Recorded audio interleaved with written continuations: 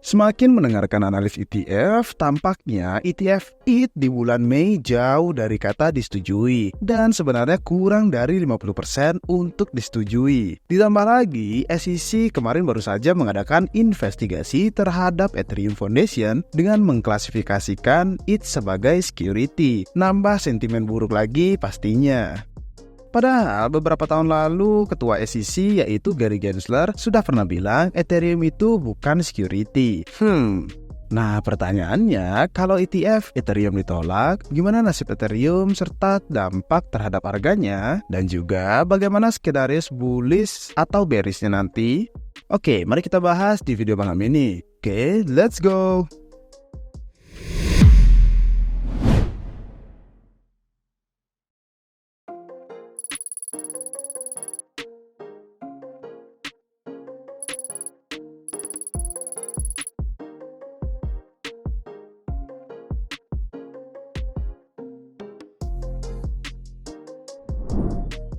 Oke, yang pertama mari kita bahas dari kedua sisi, yaitu sisi bull dan juga sisi bear-nya.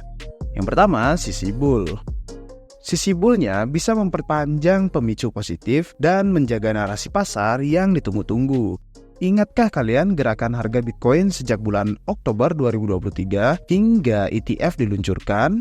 Harganya melambung tinggi sebelum dan setelah disetujui hingga menyentuh all-time high baru.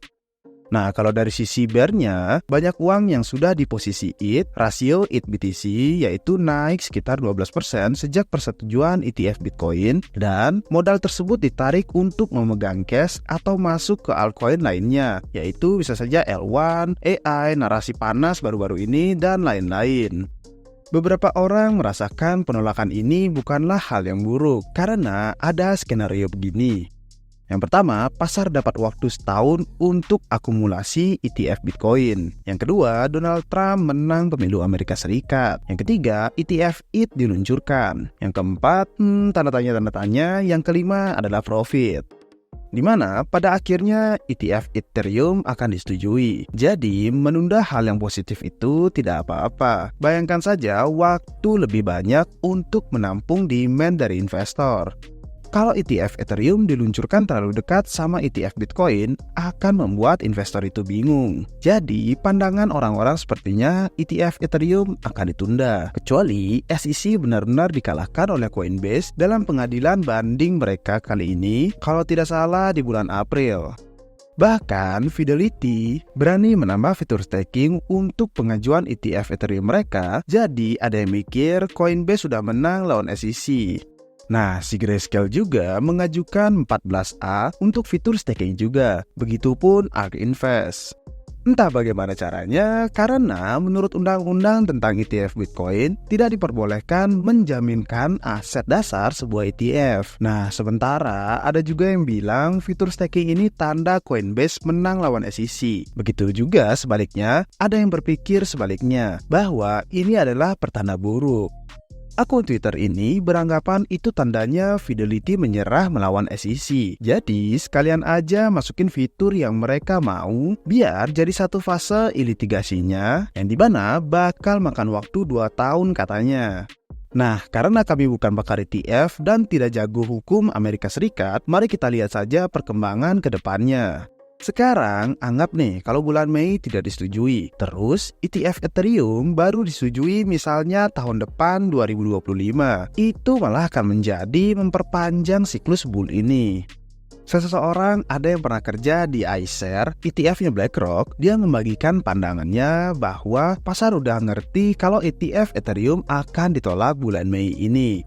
Yang pertama, dia membagikan bukti harga Trust It di Grayscale diskonnya mencapai lebih dari 2 kali lipat. Yang kedua, dan taruhan orang di Polymarket yang tadinya jawab yes atau yakin ETF diterima mulai menurun jauh.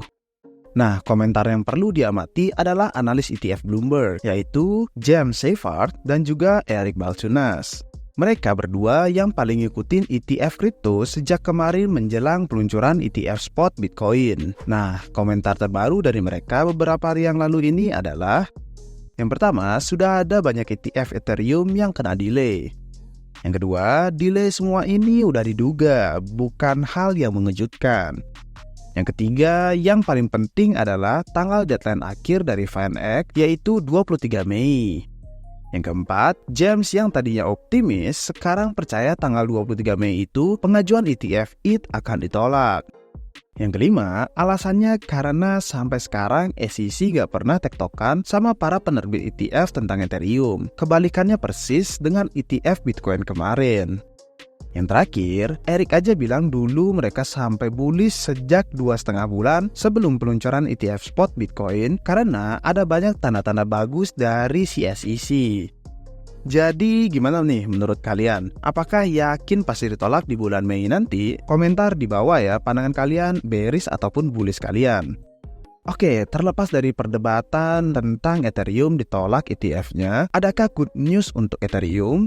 Nah, tadi kita udah sempat lihat pro dan kontra delay dan ditolak ETF Ethereum. Sekarang mari kita lihat skenario bullishnya dan kenapa akumulasi ETH makin jadi peluang yang bagus.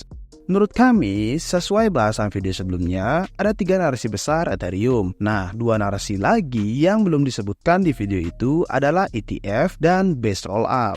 Oke, mari kita bahas satu persatu. Yang pertama, persetujuan ETF ETH. Jelas ini yang pertama karena sesuai topik utama video malam hari ini. Nah, semoga saja bulan Mei ditolak, artinya akan disetujui di kemudian harinya. Lihat saja kekuatan BTC setelah ETF spot itu masuk. BTC dan ETH keduanya memiliki market cap yang besar, jadi buat menggerakkan harganya perlu arus dana masuk dari sekelompok pembeli yang baru yang begitu besar. Tanpa ETF, sulit bagi ETH untuk mengungguli performa aset kripto lain yang lebih kecil market cap-nya. Sekali lagi, analis ETF senior di Bloomberg tidak merasa yakin dengan persetujuan untuk ETF ETH di bulan Mei tahun ini. Selain faktor yang kita bahas tadi, katanya SEC juga kena serangan politik gara-gara menyetujui ETF Bitcoin kemarin. Ya, kita amati bareng-bareng ya perkembangannya. Nah, yang kedua, base rollup. Dari sekian banyaknya L2 di luar sana atau layer 2, belum ada yang cukup desentral. Nah, satu L2 yang menarik namanya Taiko itu sangat unik karena Taiko mengimplementasikan konsep base rollup. Apa itu base rollup? Base rollup adalah konsep yang relatif udah tua, tapi akhir-akhir ini mulai diperhatikan orang-orang lagi. Base rollup menggunakan validator L1 Ethereum sebagai sequencer atau sequencer itu yang nyusun dan ngerapiin transaksi daripada memiliki sequencer L2-nya sendiri. Nah, maka dari itu, nilai dari MEV dan eksekusi bakal masuk langsung ke aset ETH. Oke, kami akan bahas ini lebih lanjut di dashboard member RR. Kalau base rollup seperti ini populer, dampaknya sangat positif untuk ETH karena nilai yang dihasilkan tidak dikantongi oleh L2 itu sendiri. Nah, kesimpulannya, Taiko akan menguntungkan ETH. Nah, kesimpulan untuk video malam ini, walaupun memakan waktu, gerakan ETH dan BTC setelah disetujui ETF spotnya sesuai dengan bahasan narasi pasar dan makro 2024 kami. Bitcoin kuat banget sejak ETF spot masuk ke pasar dan sekarang gilirannya Ethereum. Cuman ya semakin mendengarkan analis ETF, tampaknya ETF Ethereum di bulan Mei jauh dari kepastian dan sebenarnya kurang dari 50%. Oke, hanya 35%. Tentu saja masih ada peluang 1/3. Tapi tidak seperti ETF Bitcoin waktu diperbincangkan para penerbit di titik proses yang serupa. Alternatifnya buat yang tidak well dan tidak butuh likuiditas pasar besar, mungkin kalian bisa melihat aset-aset beta play dari ekosistem Ethereum. Contohnya seperti LDO, OP, ARB, RPL, SSV, dan masih banyak lagi. Tapi ingat, itu bukan saran investasi ya. Sama seperti kemarin, waktu rally harga Bitcoin, ada retail yang taruhan sama STX dan juga ORDI. Ya, tergantung preferensi masing-masing ya. Ada juga yang bullish langsung ke aset utamanya seperti Bitcoin dan ETH.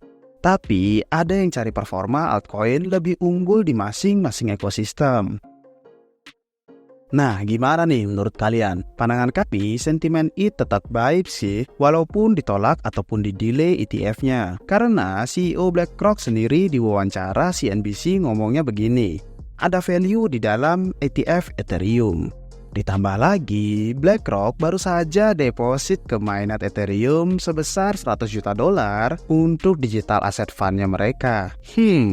So, gimana menurut kalian? Dan apa skenario bullish dan bearish kalian jika ETF Ethereum ditolak di bulan Mei? Komen di bawah ya. Oke, segini aja untuk video malam kali ini. Sampai jumpa di video-video selanjutnya.